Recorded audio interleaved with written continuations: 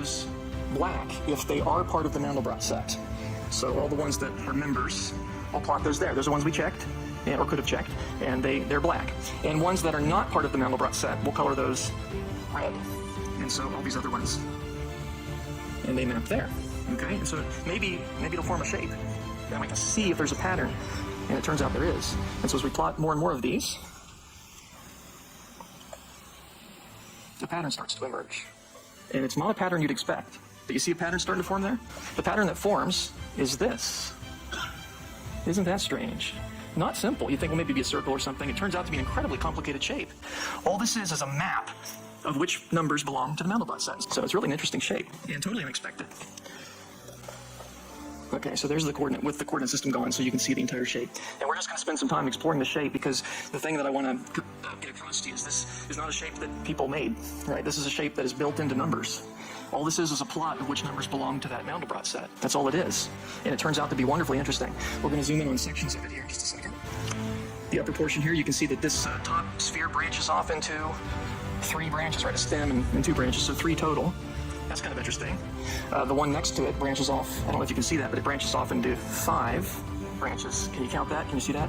The next one, they're getting small, but it branches off into 7. And the next one, 9, 11, 13, 15, all the odd numbers, all the way down to infinity. Odd infinity, apparently. Whatever that means. On the other side, you get all the numbers, including the evens and the odds. Interesting in terms of the way they branch. Isn't that fascinating? So it knows how to count somehow, which is wild. And perhaps even more interestingly, 5 plus 3 is 8, yes? Right? And the little shape in between them has 8. And that's always the case. Whenever you check the bud in between 2, it adds the number of stems, no matter which one no matter where you're at. So again, 3 and 4 is 7. That's how many it has. 4 and 5 is 9. That's how many it has, and so on. So somehow it knows how to add. That's kind of neat. Just amazing. Incredible shape. Okay, we're going to spend some time exploring this. And one thing I want to check out is this little that spike there on the end. You see that spike? Because it's got a little black spot on it. What could that be? Well, let's find out. We're going to zoom in on that little thing. Oh, isn't that interesting? It's a baby version, right? It's the same basic shape as the parent. It's got the cardioid, and you got the little circles growing off of it. It's not identical. It's very similar, but it's not identical. It has extra spikes growing off of it. The parent didn't have these. They're very faint, but the parent didn't have these extra spikes growing off of it. So it is, and it's got a baby. Oh yeah, how about that? And of course, on the tail of that is another one. Let's see if I can go to that one. How about that? And you could do that forever, literally. Made of more spider webs, smaller spider webs. How about that? And here you have you got the central hub of that spider web, and you got another one up there, and they intersect in the middle. And there's a little black spot there. Let's zoom in on that a bit. How about that? Isn't that interesting? You get a feeling like God really likes that shape or something. It's built into math, built into numbers. Just one strand. And let's zoom in on the threads of that. And again, you can zoom in any spiral you zoom in on. You can zoom in on it forever. It'll continue. We got now spider web type structures. We got single spirals, and now we have bow ties again. But now the bow ties are made up of single spirals.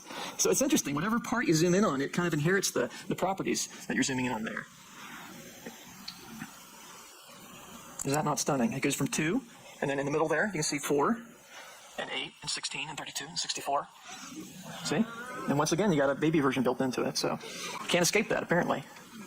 Just remarkable. And just to think about what we're looking at. I mean, it's one thing to say, well, that's very pretty, but it's another thing to think about what you're seeing. You're seeing a map that God has built into numbers. That's what we're seeing. A little window into how God thinks about numbers. That's what it is. That's why it's beautiful. It comes from God. So here's my question then. Why do fractals occur both in math, which is abstract, not made up of atoms, and the physical world, which is physical and is made up of atoms? Why do we have fractals in both? Same designer, yeah. That'd make sense of it, wouldn't it? So here we have a fractal that only exists in the abstract world of mathematics. You can't find that anywhere in the physical universe, but that one you can. They're very similar. Now this one, that's part of the Mandelbrot set. That exists nowhere in physical reality, but that one does. Isn't that interesting?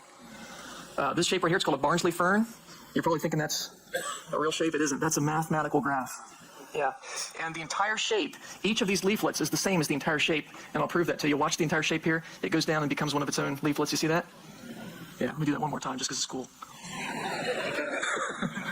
Isn't that neat? So each one, it repeats itself infinitely. So that exists nowhere in the physical universe, but that does. Isn't that interesting? That shape, built into math. It doesn't exist anywhere physically, but that exists on your windows in the winter. That particular shape is a mathematical graph. It does not exist in physical reality, and this, unfortunately, does. This is part of the Mandelbrot sets, one of those double spirals that we zoomed in on earlier.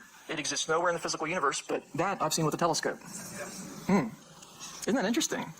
You got fractals occurring in abstract and also made up of atoms. Why is that? And of course, the answer I'm going to lean toward is because God's mind is sovereign over the entire universe. Now, one answer that people might give would be, well, the physical universe obeys mathematical laws, right? So if something can occur in math, it stands to reason it can occur in the physical world because the physical world obeys math. And that's true, but it just pushes the question back. So now I'm going to ask, why does the physical world obey math? That's what I want to know. Why does the physical universe obey math? Well, in the Christian worldview, I can make sense of that. Mathematics are a reflection of God's thoughts, and the universe is upheld by the mind of God. So naturally, we'll see mathematical patterns in nature. It stands to reason in the Christian worldview. God upholds all things by the word of his power. In him all things consist or hold together. Since God thinks mathematically about things, naturally the universe will be upheld in a mathematical way.